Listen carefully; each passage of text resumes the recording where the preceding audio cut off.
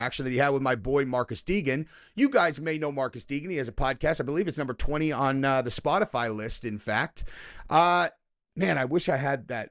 If I had a picture of he and I handy, I would have put it in this video, but whatever. He and I have hung out in Vegas before. But nonetheless, here's him right here. And we're going to take a look at this interaction that he had with Wes Watson because, what's the right way to put this?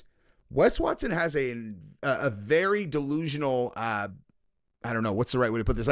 Like opinion of his value, right? Like what he's charging to come on your podcast. Where you're like, I mean, I guess it makes sense given that he doesn't have a successful like podcast or content, career. Like he uses his thing to like trap dumbbells who believe that they can be like Wes Watson if they buy his coaching program, and he charges like $25,000 to $40,000 for it. He's like, listen, if you want to be like me, you just got to break out the checkbook and pay $25,000.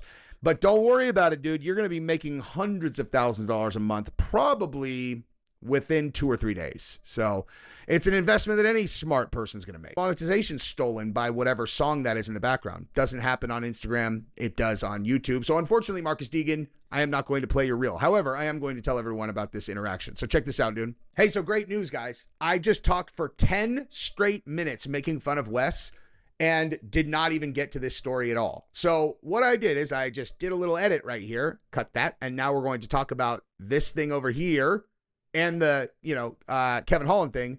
And then you can watch a 10-minute evisceration of Wes Watson. But it's at least funny. Like, I know when I'm being funny, for the record. It's funny. So you're going to want to stick around.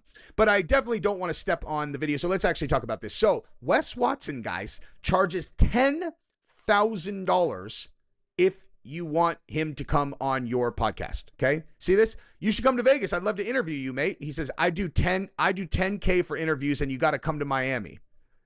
And Marcus, who is a successful podcaster and knows how much money anyone can make from a single podcast, especially based on what guest you have, pushed back like, what? Whoa, damn, dude, you're expensive. I'm number 30 on Spotify. Thought it'd be a great opportunity, whatever. And Wes is like, just what I charge, bro. Don't care to explain it. You wrote me. I don't know who you are. You're all, well, I mean, at least he is sticking to his guns, right? $10,000. So in order to make $10,000 on, let's just say YouTube AdSense, right? Let's just forget about external sponsors. Let's just say YouTube AdSense, right? You would need to make around, you do about 1.5 million views. Okay.